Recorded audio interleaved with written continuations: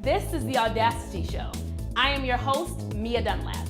This show is bringing you stories from young people who are under 30 and living their lives with audacity. Welcome to the Audacity Show, where I am your host, Mia Dunlap. I'm so excited to introduce you to someone who I love, admire, and respect, Miss Kerri-Ann Thomas. She is not only a Spelman and Columbia graduate, she's also a published author of these two extraordinary books. But that's not it. She's a 29-year-old principal from Brooklyn, New York. Kerri-Ann, I am so happy you're here. Welcome to the show, Kerri-Ann.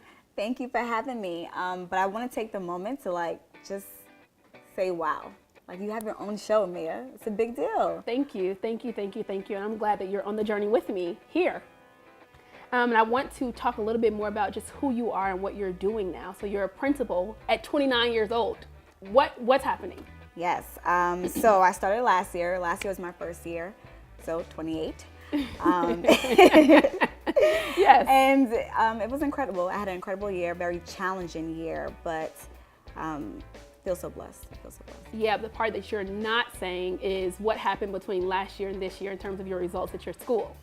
Yes, so as a first year principal, I was actually in a turnaround school. Okay. Meaning that the school was struggling with student culture, struggling academically. It was actually our lowest performing school in the network. And it was a challenge to take that on, especially as my first year. Yeah. But by the end of the year, within 1 year, we were able to outperform the district, outperform the local schools in Hartford, outperform West Hartford, Farmington, Simsbury, and we have the strongest turnaround in the history of Achievement First. Wow. Network. Yeah. I'm Wow. super excited. I'm still trying to just. Yeah, all under your leadership. Yeah. That's amazing, Kerri-Ann. I'm really, really proud of you. So how did they choose a 29-year-old dean of 28? Sorry. How did they choose a 28-year-old principal to turn around a school with such great need? So I was with the network this is my 7th year. Okay. I joined as a teacher and I taught for 3 years, but while as a teacher, I was a high performing teacher and then became an academic dean. Specifically, I deaned grades 2nd grade and 4th grade. Okay. And then became a principal in residence. So the plan was that I was gonna always open up a school with the network here in Brooklyn, where I'm from. However, everything that was going on with Hartford, they just reached out to New York leaders and asked will someone be willing to step up and make the move to Hartford. I got the email at first and I was like, no, delete. But it just sat with me. I just kept thinking about it and eventually said, okay, let me at least visit or something and see what's going on. And I made the move. It was hard to leave behind my partner at the time, my family, my friends, because I'm actually born and raised in Brooklyn. Okay. But I did it because something told me to go. Yeah, at 28 years old.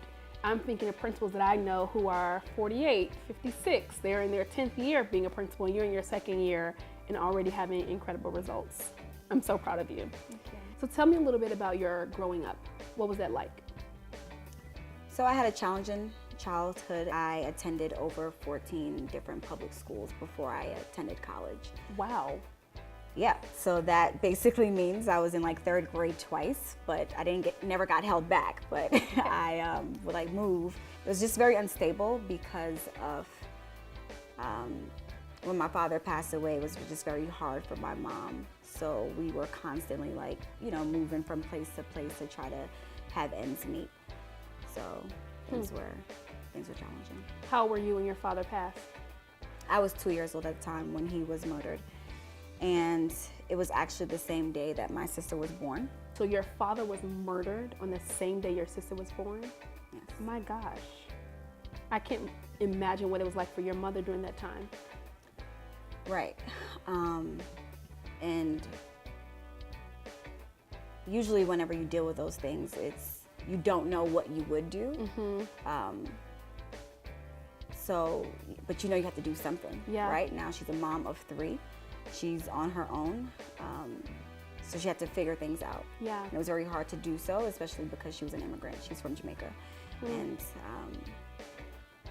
so to make ends meet, my father was in, he sold drugs, and when he was murdered, that was the lifestyle that my mom knew. So to stay afloat and to keep things moving, she essentially took over and continued that lifestyle.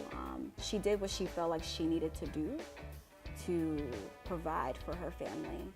Definitely don't think that should ever be your only option, but at the time, that is what she believed to be her option. I was old enough to know. I was old enough to know what my mom, what she did, but at the same time, old enough to know to keep my mouth shut.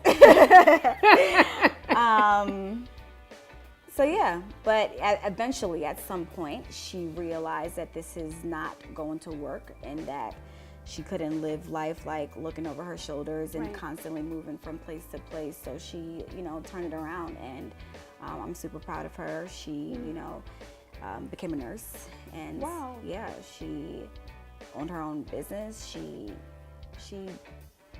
did a lot for a woman with no college education. Yeah. So. That's powerful, and so did you.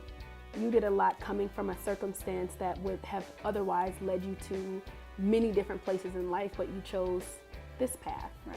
What was a turning point for you? The biggest turning point, like my earliest turning point, I guess I can say, was when I was about 15. Okay. When I was about 15, I decided to leave home, and haven't gone back since. How did you know that getting away would get you here? I mean, that was brave and that was audacious as hell for you to do that. It's a really big deal. I'm thinking of 15-year-olds who are going through challenges and tumultuous circumstances in that way, and they don't choose to go to college, to go to Spelman, to go to Columbia, to become a principal. That's not the path. Right. So what had you choose this path? I always wanted this path.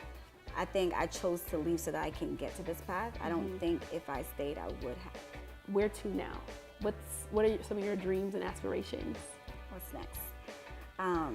So currently a principal. I am going to actually move back to New York. Okay. So I will be back in New York. Well, that's the plan right now. I don't know if that's, I have options. Okay. And to me, that's the beautiful thing about beating the odds. Beating the odds to me means having options. And I'm in a position in which I have options. I worked really hard in school. I worked really hard in my profession. I worked really hard to be the best at whatever it was that I was doing. And because of that, I can come back to New York. I can go to DC. I can go to LA. I can go wherever I want. That's such a tweetable moment for me. When you beat the odds, it means to have options. That's powerful. Yeah, that's powerful. What are the ingredients to having such a powerful and purposeful life? What would you say? Faith, grit, determination, truly have to be motivated. Is that what it was for you? Yeah, for sure.